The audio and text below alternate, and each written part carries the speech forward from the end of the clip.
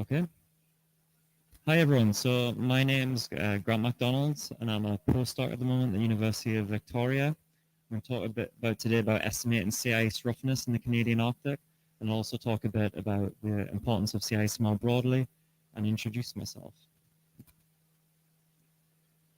So I first got interested in the cryosphere when I was a geography student at the University of Edinburgh, and I managed to pester some PhD students and professor at the department to let me go to Greenland as a field assistant. And I was really lucky to go out to Leverett Glacier and work as a field assistant for 2 summers.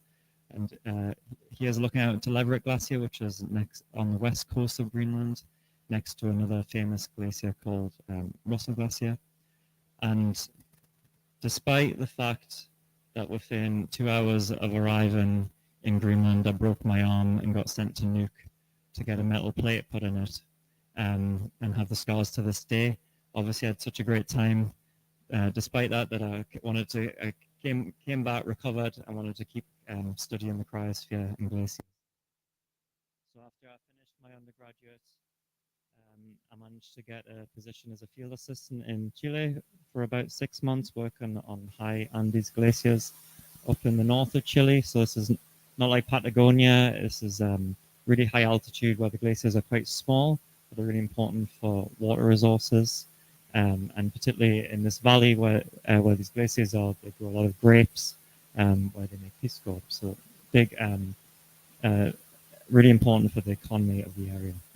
And I was still loving glaciers after that. So then I did a master's and went on to a PhD at the University of Chicago, where I was really lucky to get to go to Antarctica 3 times with the US Antarctic program down to McMurdo Station, where I was researching lakes on ice shelves, interested in how lakes and water on ice shelves around the Antarctic ice sheet, and also to some extent in Greenland, how this water forming on the ice can potentially destabilize the ice, causing sea level rise and having long-term implications for the whole ice sheet. So that was another great experience. And since then, I've gone on to my postdocs, where I've shifted my focus a bit further away from the ground onto sea ice. So just to clarify, because you may have heard about ice shelves at some of these other talks, to distinguish between ice shelf and sea ice, you can see on the left image here, we've got the Antarctic ice sheet, which the main ice sheet is grounded on the continent of Antarctica, and you've got glaciers flowing off that. Ice shelves are floating like sea ice, but they're quite different. Ice shelves are where the glaciers have flown onto the ocean.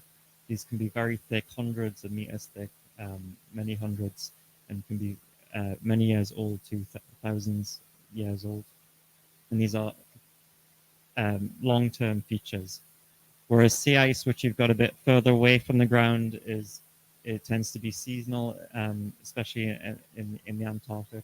It can last for several years, but much of it will just come and go as the seasons come. It can be just centimeters thick. For example, on the right, you can see a ship which is just going through the sea ice, and an icebreaker. You would not be able to do that with an ice shelf. And in the Arctic, you have sea ice on the North Pole, above Greenland and around Greenland. So just to make that clear, when I'm talking today, I'll be talking about sea ice from now on, not ice shelves. And why is sea ice important? Well, for many reasons. One of the reasons is albedo. So when sea ice melts, leaving the open ocean, or when you get ponds on sea ice through melting, you get these dark areas, the dark water on the sea ice, or the dark ocean, is absorbing a lot more radiation than the sea ice itself, which is very bright. It's reflecting the sunlight back out of the Earth's atmosphere, which has a really important climatic effects. Affects the heat budget of the atmosphere, which has all sorts of knock-on effects. Could cause more glacier melt, global warming, permafrost fall, and so on. Sea ice is also important for the global climate system through its effects on oceans, particularly in Antarctica, for example. The formation of the Antarctic bottom water is related to the formation and melting of sea ice, and this drives the whole global ocean system of currents, which, as we know, is critical for the whole Earth's atmosphere. So those changes happening down Antarctic sea ice really have global effects. Another reason is there's increasing evidence of the importance of sea ice in ice shelf stability. So we hear a lot in these sessions about the effect Antarctica can have on sea level rise through the ice sheet melting. So sea ice does not directly contribute to sea level rise, but it can have consequences for the stability of the ice sheet. These images here are showing the collapse of the Larsen B ice shelf, which was a catastrophic collapse of an ice shelf in the Antarctic Peninsula, and as that ice shelf collapsed, the glaciers behind it started flowing more quickly into the ocean. Now, there are many contributing factors to the collapse of the Larsen B ice shelf, but one of those factors appears to have been the sea ice adjacent to it, breaking up, becoming weaker. And I should also say it's sea ice is important for a whole host of reasons. For example, biological systems. It's key for ocean ecosystems, down to the microscopic life, up to polar bears in the Arctic and penguins in the south. There's been a lot of publicity recently about some emperor penguin colonies that have really suffered from the collapse of sea ice down there. And another reason sea ice is important is for humans in a very direct way. So in the Arctic, there are Arctic communities, particularly in Canada, where sea ice is really a site of much of people's lives there. It's, people travel over the sea ice, people hunt on it, people work. It's really important for a whole host of cultural reasons, recreational activities. And as the climate changes, it becomes more unpredictable. So people who've spent their whole lives going out onto the ice almost every day or every weekend, who really knew the ice, are getting caught out because of its unpredictability, because it's changing so fast. And it really is changing fast. So we've seen in the Arctic really rapid change over recent decades. So as of this week, Arctic sea ice is at its 5th lowest on record, and it's been declining over decades. So in this summer, it reached the 6th lowest minimum extent. We've got much less multi-year ice than we did in the past, so a lot of the ice would survive multiple years and get thicker. So much of that ice is gone, and we're being really left with first-year ice, so just ice that comes and goes from year to year, which is thinner, less stable.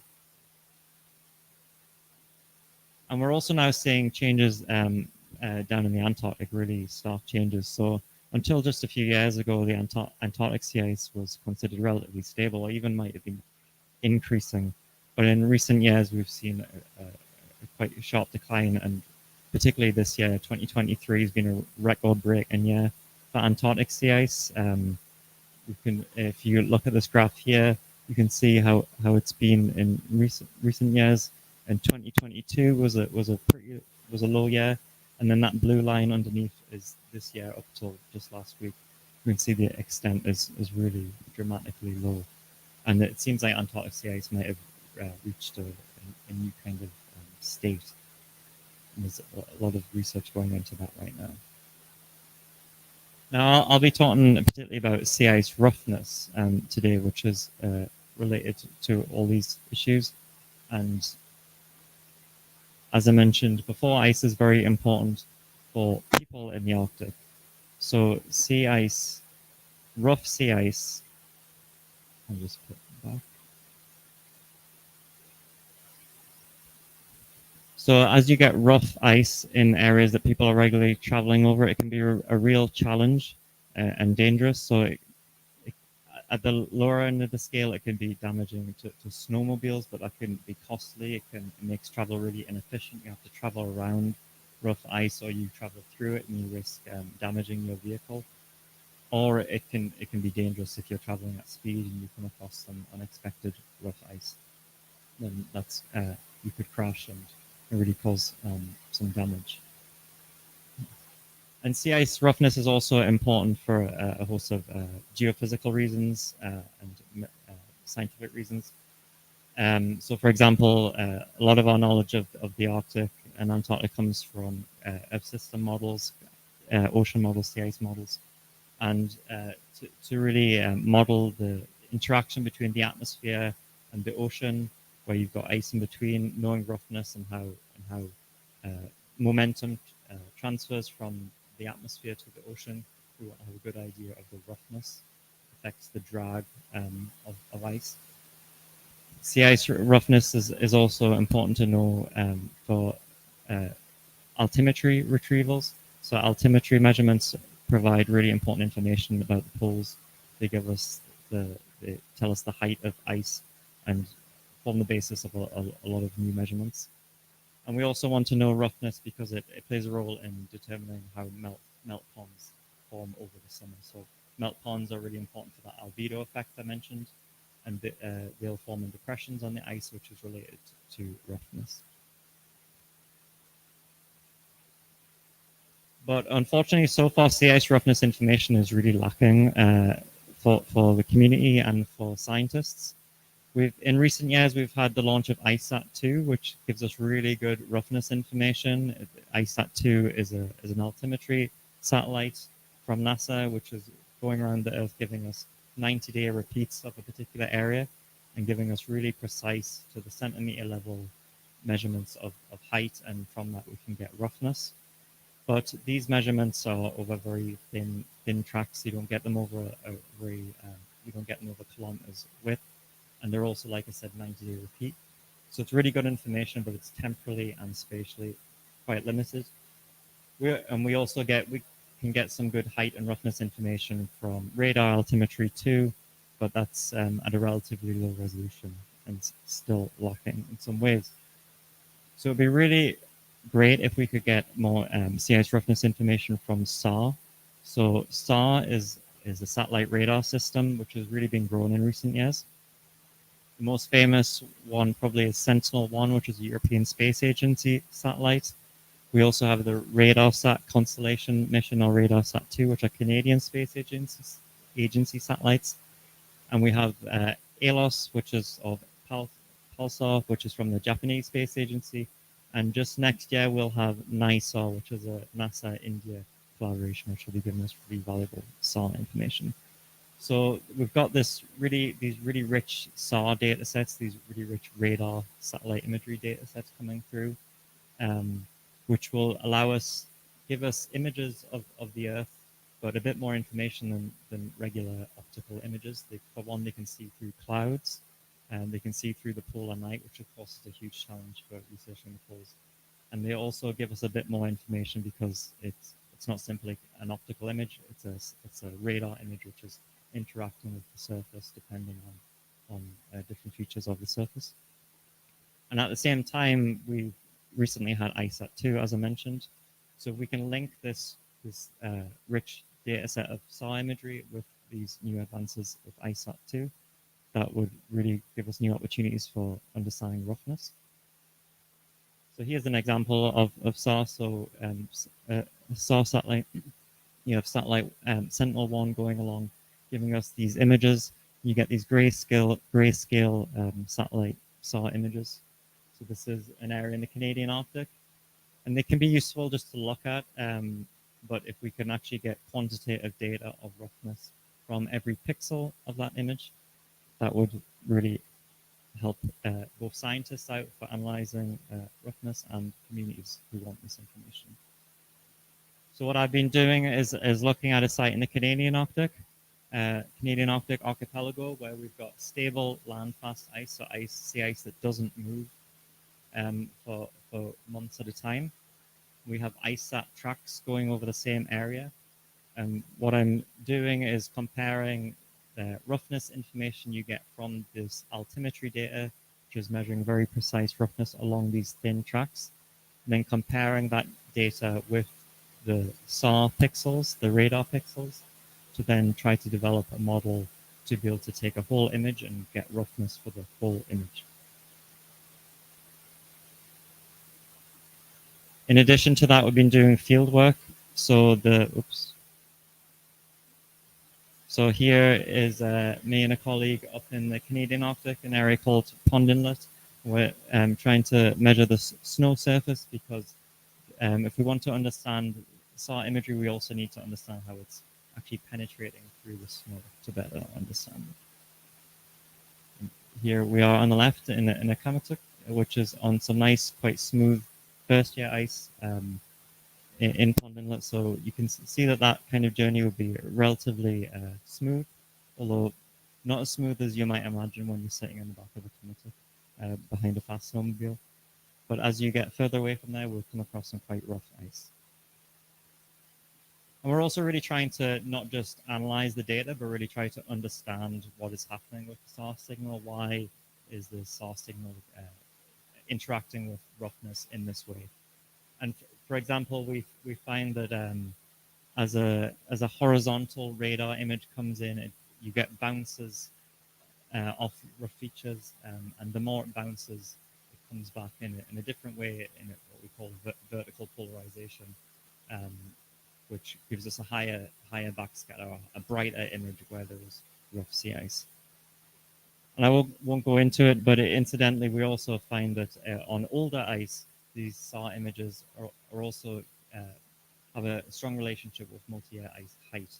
So the techniques we're looking at for roughness might also be useful for estimating sea ice height, and from height we can then make estimates of thickness, which is of course really important for understanding changes in the Arctic and Antarctic. And to show an example of what we've achieved so far, so if this is a roughness along a track in the Canadian Arctic, and from the the blue line shows roughness measured by this laser altimetry, so we know that's a reliable data set of roughness. And then we have roughness estimated from a SAR radar image along the same track, and we can see that it captures the roughness quite well. You can see key changes. For example, if you look at the spike at around 200 kilometers, the SAR image tracks what we get from ISAT-2. So we have really promising data for being able to estimate roughness from SAR images. And one of the things we're working to do with that, as well as analyze the geophysics of it, is to produce community-relevant roughness maps. So for people in Arctic communities such as Pond Inlet in the north of Baffin Island, people who are going out on the ice will be able to print out a map of roughness, identify which route they would want to take, which is efficient, which is fast, which is safe, where they're not likely going to damage their snowmobiles or get hurt. And we're working with people in that community. One of the PIs on our project is from that community to really know what is useful for these communities. What do they want from these roughness maps? So what levels of roughness are important for a snowmobile, for example, and working with the communities and sharing what we're learning together from the ground and what we're learning from satellite imagery, so that we can produce their own roughness maps. And also just mention quickly on the side that slush is another big issue that we're working on this project with too. So I'll just read out the words from one of our PIs. So Andrew Ariak is a PI with the Smart Ice project, which is a Canadian NGO, which is one of the leaders of this project, along with UCL and ourselves. So he says, helping to keep my community safe when they travel on the ice is very important to me, and I'm very proud that my community trusts me to provide the Smart Ice monitoring and mapping service for them. They've been noticing that the ice is changing and becoming less predictable, with more rough ice and more slush. The Sikuttiaq project will generate more ice mapping tools and information that me and my Smart Ice colleagues can use to help our communities manage these added travel risks. And I'll just point out, Sikuttiaq means good ice in Inuktitut language in the Canadian Arctic.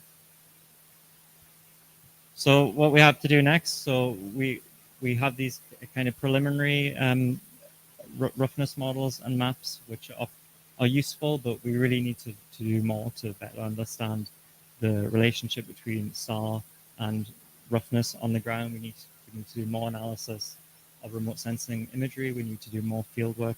There's really a relatively unstudied field and a lot of these SAR instruments are new. We need to look at different kinds of SAR and look at how it varies with different ice types. It could vary with age of ice, the snow cover, and so on. And yeah, also look at other ways to utilize SAR. So I mentioned SAR might also be useful to, for example, estimate changes in height and thickness. So there's a lot of potential for SAR. We're really excited to what it can do to both better understand the geophysics and changing climate in the Arctic and Antarctic, and also to support communities who spend their lives there. Thank you. Yeah, if you've got any questions, please send us an email at grantmacdonald@uvic.com. Thank you.